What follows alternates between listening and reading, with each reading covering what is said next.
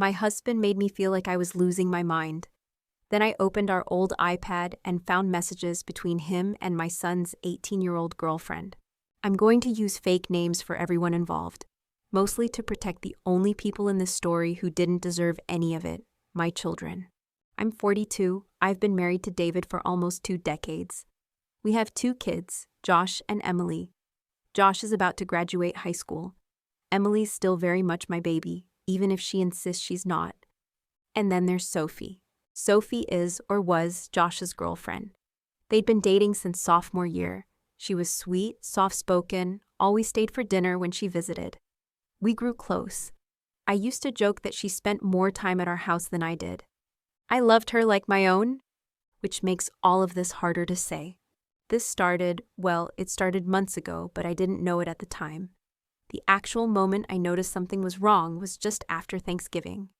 Josh changed. He was always a bit quiet, but this was different. Withdrawn. Irritable. He started skipping dinner. Then he stopped mentioning Sophie altogether. I asked if they'd had a fight. He shook his head. Don't worry about it. But I did. They weren't just high school sweethearts. They'd made plans together, college, summer trips, even talked about getting an apartment if they ended up at the same university. They were serious. And now it was like Sophie never existed. I tried reaching out to her once, just a casual text to say hi, ask if everything was okay. No response. I figured maybe they'd broken up, and she didn't want to make things harder. That was almost 2 months ago. Since then, Josh got quieter. David got more distant. And I started blaming myself. Maybe I was too controlling. Maybe I hadn't been emotionally available. Maybe I'd made Josh feel like he couldn't talk to me. Maybe that's why David seemed annoyed with me all the time. I kept waiting for someone to just tell me what was going on. But no one did. Until the day I picked up the old iPad. It was purely by accident. Emily's school had sent out some photos from a field trip, and I remembered that I used to back up all our family pictures on the iPad. I hadn't touched it in over a year. It was slow, old, but still worked. I figured I could find a few sweet shots of her as a kid. When I turned it on, I noticed something odd. There were message previews on the lock screen, texts, from Sophie. The iPad was still linked to David's iMessage. My breath caught. I didn't open the iPad immediately. I put it down, walked away, told myself I was invading his privacy, that it had to be a misunderstanding, that maybe Josh had borrowed his dad's phone once and the account got mixed up. But something in my chest, something deep and icy, told me not to ignore it. I picked it up again, unlocked it, and read. There weren't a lot of messages. David wasn't careless. Most of them had been deleted. But the ones that were there, they didn't read like a father figure comforting a teenage girl. They read like lovers. One message from Sophie said, "I miss the way you touch me when no one's looking."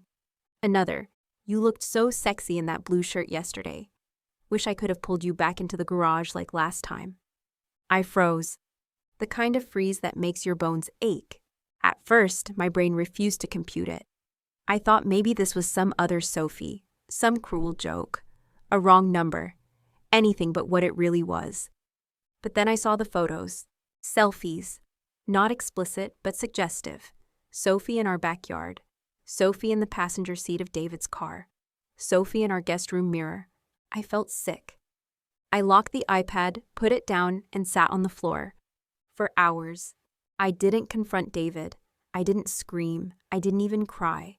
I just kept thinking, number not her. Not him, not them. Josh's face flashed in my mind. How distant he'd been, how sad, how quiet. He knew. He'd known before I did. After I read those messages on the iPad, I didn't sleep. I laid in bed next to David, his back turned to me, listening to the quiet sound of his breath. I tried to imagine that maybe this was some kind of misunderstanding, that maybe Sophie was the one who had pushed boundaries, that maybe David had just made a mistake.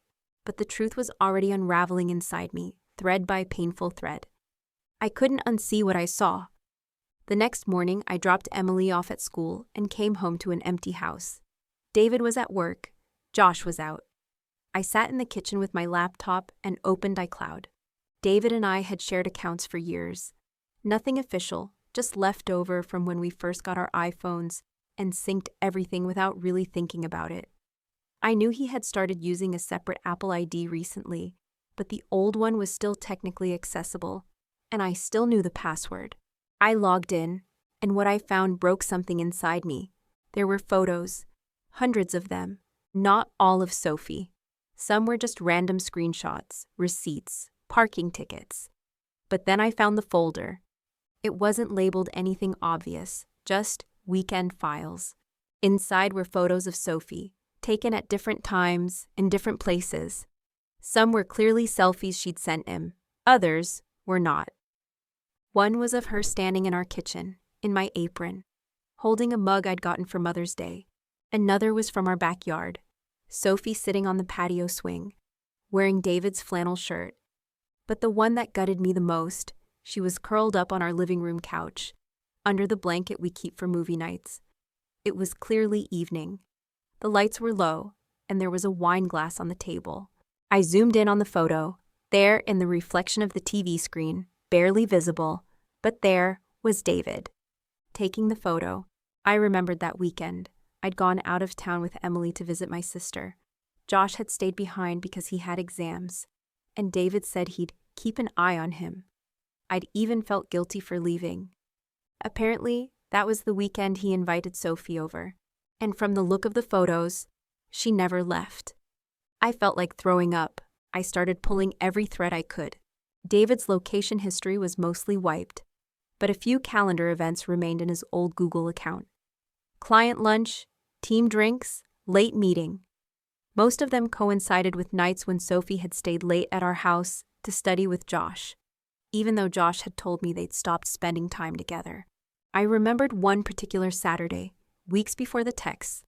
I had walked in on David and Sophie in the garage. She looked startled. He acted casual, said she was helping him organize some old boxes. I remember thinking it was weird at the time, but I brushed it off. Now I was revisiting every one of those moments with new eyes. Every time Sophie had shown up with her hair curled, wearing perfume. Every time David volunteered to drive her home. Every time he defended her when Josh got frustrated or distant. I saw it all differently now, and the more I remembered, the more disgusted I felt with myself. For not noticing sooner, for not protecting my son. For letting Sophie get so close to our family, when all the while she was getting even closer to my husband. I saved everything, screenshots, photo backups, timeline comparisons.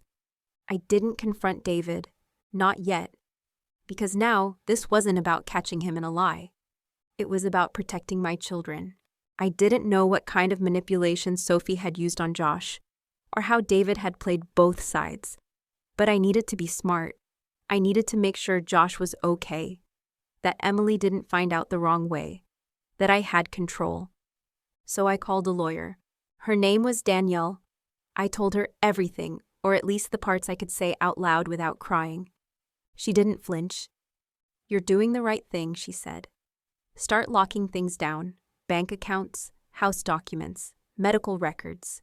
Do you feel safe?"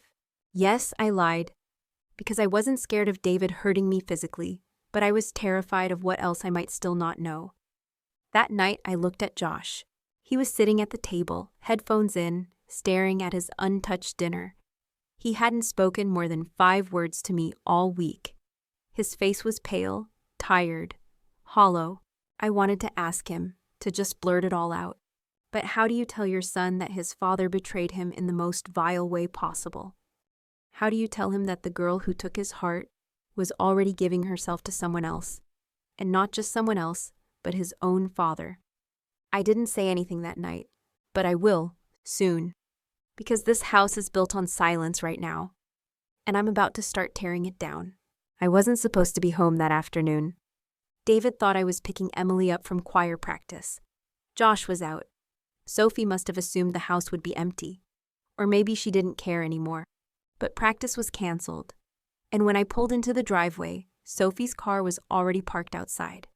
For a second, I just sat there. My heart pounded so hard I could feel it in my teeth. I didn't know what I would find. I had spent weeks preparing for this moment, but somehow, when it came, I was still frozen in place. Then I opened the door. The house was quiet, too quiet. I walked down the hall toward the kitchen, and I heard them. Low voices, not intimate, but tense. I recognized the tone in Sophie's voice. It wasn't her usual sweet, performative softness. It was clipped, nervous. I stepped into view. Both of them turned like they'd seen a ghost. Sophie went pale, David stiffened. The wine glass on the table was half full. There were only 2 chairs pulled out. He opened his mouth, but I held up a hand. Don't. We stood there for a full 10 seconds, no one breathing. Then Sophie started crying. I didn't mean for any of this to happen, she said. Please, I swear I didn't want to hurt anyone. You were sleeping with my husband, I said, my voice low, trembling. You were sleeping with Josh's father, in his house, and you didn't mean to hurt anyone. She started sobbing. David tried to reach for my arm, but I backed away like his touch might burn. You need to leave, I said to Sophie. But now. She grabbed her bag, barely able to meet my eyes, and rushed past me out the door. I turned to David. He still looked smug, like somehow he thought he could talk his way out of this. It didn't mean anything, he said. I laughed. A short, sharp sound I didn't even recognize as mine. You've been seeing her for months, I said. You invited her here while I was out of town. You took pictures. You kissed her in the garage. My voice broke. He tried to interrupt, but I kept going. You stole from your son, from me, from this entire family. I didn't steal anything, he said sharply. Sophie came to me. She was confused. You've been distant for years, and Josh was treating her like crap. Oh, don't you dare blame this on our son. That's when I saw him, Josh, standing at the end of the hallway, frozen, pale, listening. He looked at me, then at David, then back at me. Is this true? He asked, his voice barely a whisper. Mom, is this actually real? I wanted to lie, just for a second, just to protect him from the devastation I saw blooming in his eyes. But I couldn't. I nodded. And I swear to God, I watched something inside my son shatter. He turned and walked out the front door without another word. I didn't chase him. That night, the silence in the house felt like a punishment. David tried to talk. He followed me from room to room, saying it was complicated, that I was being dramatic, that it didn't go as far as I thought. I showed him the photo of Sophie in the living room, the reflection in the screen. I loved you, I said. I stayed when you stopped seeing me, when you barely touched me, when you forgot birthdays. I stayed. And this is what you did with that loyalty. You pushed me away, he said. Don't act like this came out of nowhere. That was the moment something inside me finally snapped. You're disgusting, I said. You took a teenage girl and made her your escape hatch. You watched your own son fall apart and still snuck around behind his back. He went quiet after that. I told him I wanted him out by the end of the week. He said, You can't make me leave. It's my house too. I smiled. I already talked to a lawyer, I said. And trust me, you won't win this one. He didn't speak again, just stood there, red-faced, jaw clenched, as I walked past him and up the stairs. I haven't seen Sophie since that day. Josh hasn't said a word about her either. He comes home late, locks himself in his room, and barely eats. I know he's hurting, but I also know I can't force him to heal faster than he's ready. Emily knows something's wrong, but not everything. I've protected her from the details, for now. As for David, he's still in the house, but not for long. My lawyer is filing next week. Adultery, emotional abuse. I'll be seeking full custody of Emily, and I have every scrap of evidence saved in 3 different folders: physical, digital, and cloud. This isn't just about betrayal anymore. It's about consequences. He made his choices. Now he gets to live with them. David moved out 3 days after I served him the divorce papers. He didn't fight it, didn't yell. He packed in silence, avoiding my eyes, like a man who already knew he'd lost. I watched him carry out one duffel bag, then another, and finally his golf clubs. The only thing he ever seemed excited about in the last 5 years. I didn't cry. I thought I would, but I didn't. Josh wasn't home when it happened. He'd been staying with a friend from school, someone who didn't ask too many questions. I told him David was leaving, and he just nodded. No anger, no relief. Just a tired kind of numbness I didn't know how to reach. I've been giving him space, not because I want to, but because I know forcing healing never works. I leave meals outside his door. Sometimes he eats them, sometimes he doesn't. One night, a few days after David left, I found a post-it stuck to the fridge. "I'm sorry I didn't tell you. I didn't think you'd believe me. Josh." I sat on the kitchen floor and cried for the first time in weeks. Not because I was broken, but because I finally wasn't alone in this anymore. Emily's taken it differently. She knows something happened, that her dad's not coming back, that Josh is angry and I'm not myself. But she doesn't know the details. I've only told her what she needed to know, that David broke a very serious rule, and we're not going to let it hurt our family anymore. She asked once if we'd ever be normal again. I told her yes. I didn't say it would take time. I didn't say how much I wanted to believe that myself. Sophie's mother called me once. Just once. She apologized, brokenly, shakily, said she had no idea, that Sophie had lied to her, told her she and Josh broke up because he was toxic, that David was just a support system. She found messages, voicemails, the same ones I had saved. She took Sophie's phone, cut contact with David, threatened legal action. But Sophie? She didn't react the way we hoped. According to her mom, she still believes they were in love, that age doesn't define connection, that I was just jealous and trying to control them. She's 18. Legally, technically, she's an adult.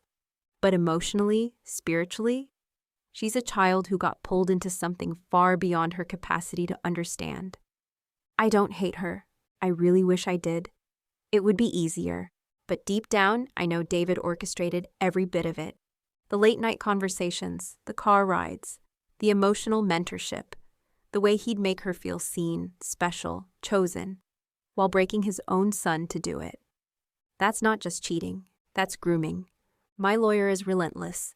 She's filed for full custody of Emily, and based on what we've submitted, we're in a strong position. Adultery, manipulation, emotional endangerment of both children.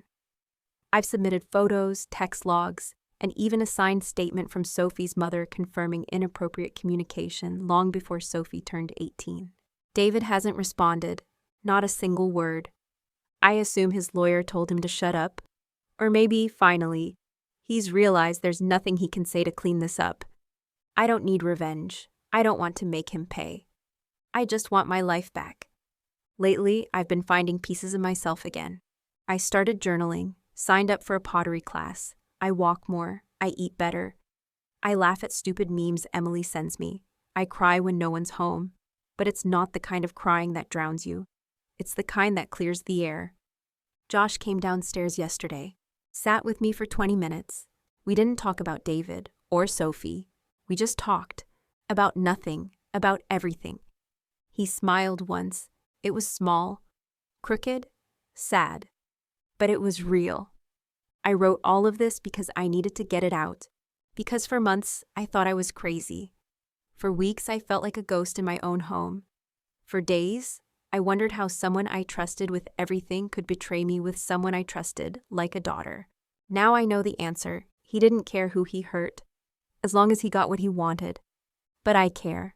I care about healing, about protecting my kids, about rebuilding something stronger, even if it's smaller. David lost a family. I lost a lie. And honestly, that feels like a fair trade.